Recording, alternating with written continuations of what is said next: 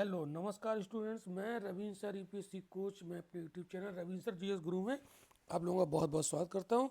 हम लोग चल रहा था प्रैक्टिस महामैराथन, साइंस की सीरीज चल रही थी। आज हमारा केमिस्ट्री का लास्ट लेक्चर होगा। ये लेक्चर बहुत ज़्यादा बेनिफिशियल होंगे आरओ एआरओ पीसीएस और भी स्टेट गवर्नमेंट की जितनी भी सरकारी नौकरियां हैं उनके लिए बहुत ज़्यादा इंपॉर्टेंट होने वाला है।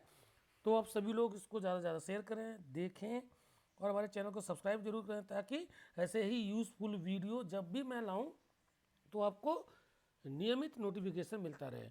और हमारे टेलीग्राम चैनल से ज़रूर जुड़ जाइए क्योंकि इस लेक्चर का पीडीएफ हम टेलीग्राम में शेयर करते हैं। तो चलिए शुरू करते हैं आज का लेक्चर। बायोगैस संयंत्र से निष्कासित निम्नलिखित में से कौन सी गैस ईंधन गैस के रूप में प्रयोग की जाती है? तो आप जानते हैं बायोगैस क्या होता है, मीथेन होता है। आंसर क्या हो जाएगा? सी हो जाएगा। अगला क्वेश्चन, बस मात्र 10 मिनट में हम लोग इसको कवर करेंगे। न्यूक्लियर रिएक्टर में मॉडरेट और कूलेंट यानी विबंधक और प्रशीतक दोनों की तरह प्रयुक्त होने वाला पदार्थ क्या होता है? Heavy water. आंसर क्या हो जाएगा? बी। क्वेश्चन नंबर 143 में निम्नांकित में से कौन जल को जीवाणु मुक्त बैक्टीरिया रहित करने के लिए प्रयोग में लाया जाता है? तो ओजोन भी लाई जाती है, क्लोरीन डाइऑक्साइड भी लाई जाती है और क्लोरेमीन भी लाई जाती है, यानी आंसर हो जाएगा सभी। क्वेश्चन नंबर 144, एलपीजी सिलेंडर के रिसाव से उत्पन्न दुर्गंध निम्नांकित में से किसकी होती है? एक चीज़ आप याद रखिएगा कि जो लिक्विड पेट्रोलियम गैस होती है ये ऑर्डरलेस होती है, मतलब इसमें कोई गंध नहीं होती है और लेकिन ज्वलनशील होती है। तो कुछ दुर्घटना हो सकती है, जैसे कमरे में अगर सिलेंडर लीक कर गया तो उसकी गंध हमें पता नहीं चलेगी और आग लग सकती है ना। तो इसके रिसाव को पकड़ने के लिए इसमें एक दुर्गंध युक्त पदार्थ मिला दिया जाता है, तो वो महकने लगता है, तो हमें पता चल जाता है कि यहाँ पर गैस सिलेंडर लीकेज है, तो उसकी व्यवस्था हम लोग कर लेते हैं। तो वो कौन सा पदार्थ होता है? वो होता है एथाइल मरकैप्टन। आंसर हो जाएगा डी। क्वेश्चन नंबर 145 बहुत इंपॉर्टेंट है, बड़ा पॉपुलर क्वेश्चन है। एक कटा हुआ हीरा बहुत ज़्यादा जगमगाहट करता है, उसकी कौन सी वजह होती है? तो होता है टोटल इंटरनल रिफ्लेक्शन। आंसर होगा बी। एक चीज़ याद रखिएगा, जब कोई चीज़ एक्स्ट्रा चमक पैदा करे तो समझ लीजिए वो टोटल इंटरनल रिफ्लेक्शन की घटना होती है।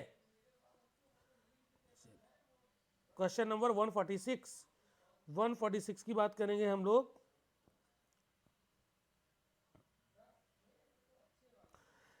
निम्नलिखित में से कौन सा एक पदार्थ प्राकृतिक बहुलक है? तो प्राकृतिक बहुलक है तो वो नहीं, प्राकृतिक, हाँ नेचुरल यानी रेशम, बी होगा आंसर। बाकी सभी आर्टिफिशियल है। लेक्सॉन वगैरह क्या है? ये आर्टिफिशियल है। ओके, केवलार हो गया, सैकेलाइट हो गया, रेशम प्राकृतिक होता है। चलिए अगला देखते हैं 147, बहुत इंपॉर्टेंट सीरीज है ये। निम्नलिखित में से कौन सा पदार्थ शाकनाशी यानी खरपतवार नाशी ब्यूटाक्लोर, ये पीसेस में आया था क्वेश्चन, ध्यान रखिएगा। आंसर हो जाएगा इसका डी। क्वेश्चन नंबर 148 की बात करेंगे हम लोग। निम्नांकित में से कौन सा युग्म सुमेलित नहीं है यानी करेक्टली मैच नहीं है? तो एल्युमिनियम बॉक्साइट से मिलता है, ठीक है। कॉपर सिनेवार से नहीं मिलता है, कॉपर सिनेवार से नहीं मिलता है। सिनेवार होता है किसका? पारा, पारा का अयस्क होता है। बस यही हो गया आंसर।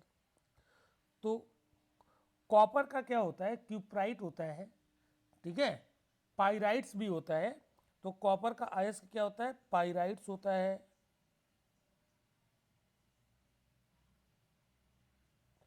क्यूप्राइट भी होता है। जिंक का कैलेमाइट हो गया और आयरन का अयस्क हेमेटाइट हो गया। क्वेश्चन नंबर 149, सूर्य के प्रकाश से परावैंगनी विकिरण अभिक्रिया निम्न में से क्या पैदा करती है? ओजोन। पहली बात समझो, इसको समझा देते हैं कि देखिए जो हमारा स्ट्रेटोस्फीयर होता है ना, समताप मंडल, वायुमंडल की धरातल से दूसरी लेयर होती है, ऊंचाई पर जब जाएंगे तो उसमें पाई जाती है ओजोन। तो वहाँ पर ओजोन क्यों होती है, आइए समझते हैं। देखिए जब अल्ट्रावायलेट किरणें आती हैं तो वो स्ट्रेटोस्फीयर में पहुँचती हैं, तो वहाँ की मौजूद ऑक्सीजन को ये क्या कर देती है? तोड़ देती है। तो क्या बन जाता है? ऑक्सीजन, ये नेसेंट ऑक्सीजन बन जाती है, ठीक है। और ये नेसेंट ऑक्सीजन जैसे ही ऑक्सीजन के दूसरे अणुओं से रिएक्शन करती है तो ये ऑक्सीजन हाईली रिएक्टिव होती है और O2 से जुड़कर बना लेती है O3। तो अल्ट्रावायलेट किरणों से क्या बनती है? ओजोन। आई होप कि आपको समझ में आ गया होगा। 150 क्वेश्चन की बात करेंगे हम लोग।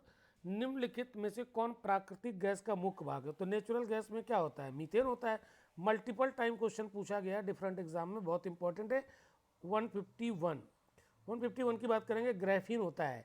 ये जो ग्रेफीन होता है ये कार्बन का नैनो प्रतिरूप होता है। ठीक है, बी होगा आंसर 152। 150 में निम्नांकित में से कौन सा सही सुमेलित नहीं है? ऑक्सीटोसिन हार्मोन होता है। नियोप्रीन ये एक रबर होती है। रेयान जो होता है वो रूपांतरित स्टार्च नहीं होता है। ठीक है, और एस्पार्टम ये एक संश्लेषित मधुरक होता है। तो आंसर क्या हो जाएगा? डी। 153 निम्नलिखित में से किस पदार्थ में कैल्शियम होता है? तो कैल्शियम होता है जिप्सम में। जिप्सम का फार्मूला क्या होता है? CaSO4 कैल्शियम सल्फेट और .2H2O। तो इसमें देखिए कैल्शियम होता है, तो सी हो गया आंसर। 154 निम्नलिखित में से कौन सा सही सुमेलित नहीं है? सिल्वर ब्रोमाइड लिखा है ये कृत्रिम प्रकाश संश्लेषण। जी नहीं, ये प्रकाश संश्लेषण के लिए नहीं होता है, ये होता है फोटोग्राफी के लिए। फोटोग्राफी में इसका यूज होता है। ठीक है, तो यही हो गया आंसर। अगला क्वेश्चन 155 कहते हैं तुलसी के पौधे का औषधि महत्व, मेडिसिनल इंपॉर्टेंस होता है किसकी वजह से? तो इसमें होता है फिनॉल एवं फ्लेवोनाइड। ये होता है एक एरोमेटिक कंपाउंड, है ना, एरोमेटिक कंपाउंड। और एरोमेटिक कंपाउंड जो होते हैं इसमें एक विशेष प्रकार की महक होती है। तो तुलसी में एक विशेष प्रकार की महक होती है, वो इस एरोमेटिक कंपाउंड, फिनॉल क्या होता है? Aromatic compound. जो व्यंजन रिंग में ये होते हैं ये क्या होता है? Aromatic compound. और यहाँ पर OH ग्रुप लगा होता है तो ये होता है फिनॉल। ठीक है, तो इसकी वजह से इसका मेडिसिनल इंपॉर्टेंस होता है। 156 सूची फर्स्ट सूची सेकंड को मिलाना। अच्छा, इसमें एक्चुअल में तो इसका जो आधा पार्ट है वो अगले पेज पर चला गया, इसलिए पूरा क्वेश्चन हमें नहीं दिख पा रहा है। तो चलिए इसको हम आधा आधा यहाँ पर सॉल्व कराते हैं। Question number 156। ठीक है, चलिए देखते हैं। देखो, इसको जो केवलार होता है ना, ये होता है एक संश्लेषित रेशा। तो ए में मिला दो 2। ठीक है, और बाकी अभी तो इसका और देखना पड़ेगा, इसको थोड़ा सा हमें चेंज करना पड़ेगा। अब इसका हाफ पार्ट और देखते हैं, ये हाफ इधर हो गया है। चलिए देख लेते हैं, इसी में देख लेते हैं, कोई दिक्कत नहीं। तो जिंक फास्फाइड जो होता है ये होता है चूहे मार दवाई, उसको क्या कहते हैं? रोडेंट नाशी। और नाइट्रोसेलुलोज जो है ना, ये डी, ये होता है विस्फोटक। तो विस्फोटक आप देख रहे हैं, विस्फोटक यहाँ दिया हुआ है ये, तो विस्फोटक, तो डी में हो गया 1। तो आंसर हो जाएगा इसका बी। आंसर क्या हो जाएगा? आंसर हो जाएगा इसका बी। ठीक है, इसका PDF हम शेयर कर देंगे टेलीग्राम पे, वहाँ से आप इसको देख लीजिएगा।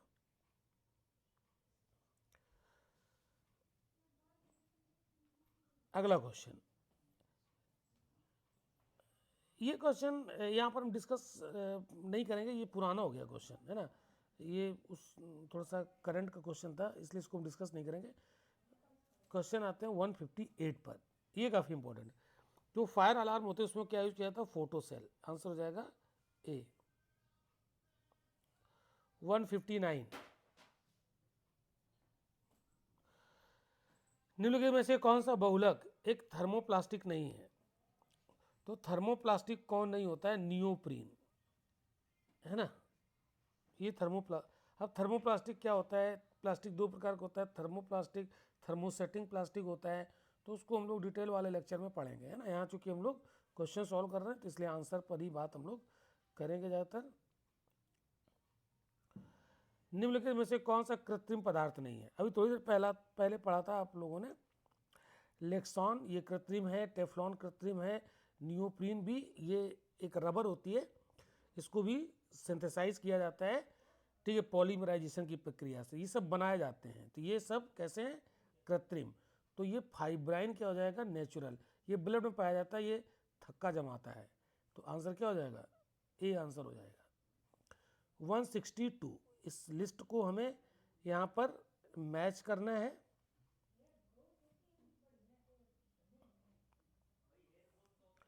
नीला थोथा, जो नीला थोथा होता है ये कवकनाशी होता है। तो ए में आंसर, ए को मिलाओ 2 से, ठीक है। और जो सिल्वर आयोडाइड होता है ये आर्टिफिशियल रेन यानी सी में 1। जिंक फास्फाइड अभी हम लोगों ने पढ़ा है, ये रोडेंट नाशी होता है, इसको कुंतनाशी भी कहते हैं।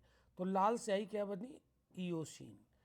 तो आप आंसर ए को 2 से मिला दो, बी को 3 से मिला दो, सी को 1 से मिला दो और डी को 4 से मिला दो। तो यहाँ पर आंसर आपका निकल आएगा। क्वेश्चन नंबर 163, निम्नलिखित अम्लों में से किस अम्ल का प्रयोग कार की बैटरी में करते हैं। तो बड़ा पॉपुलर क्वेश्चन है, सल्फ्यूरिक एसिड।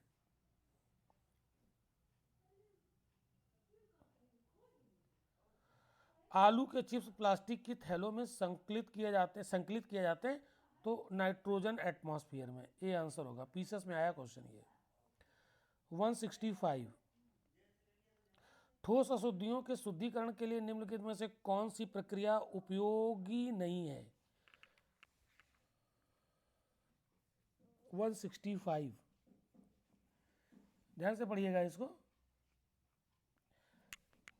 जो ठोस अशुद्धियां होती हैं उसको कैसे, मतलब कौन सा उपयोगी नहीं होता। आसवन, जो आसवन विधि होती है ना, डिस्टिलेशन, इसमें जो द्रव के फॉर्म में अशुद्धियां होती हैं, लिक्विड फॉर्म में, उनको शुद्ध किया जाता है, डिस्टिलेशन, ए हो जाएगा आंसर। 166, निम्नलिखित में से कौन लौह धातु के क्षयकरण में आवश्यक होता है, मतलब इसको डिस्ट्रॉय कर देता है। तो ऑक्सीजन और नमी दे दीजिए, जंग लग जाएगी और लोहा कमजोर हो जाएगा।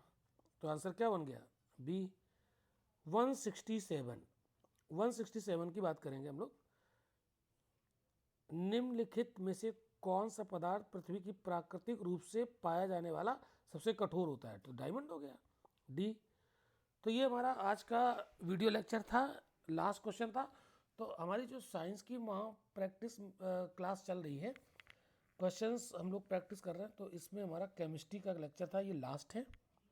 और अगला जो लेक्चर होगा हमारा जूलॉजी पर होगा, क्योंकि जूलॉजी ज़्यादा इंपॉर्टेंट है केमिस्ट्री और जूलॉजी। तो जूलॉजी चूँकि आर का एग्ज़ाम लगा हुआ है, आर का 5 दिसंबर को, तो उसके लिए बायोलॉजी हम लोग अब अगले लेक्चर में लेकर आएंगे। तो आप लोग हमारा टेलीग्राम ज्वाइन कर लीजिए, क्योंकि टेलीग्राम में हम इसका PDF शेयर करते हैं जो यहाँ पर पढ़ाते हैं, और टेलीग्राम का लिंक इसी वीडियो लेक्चर के नीचे डिस्क्रिप्शन में दिया रहेगा। तो देखने के लिए धन्यवाद, और अगले लेक्चर में हम मिलते हैं जूलॉजी के साथ।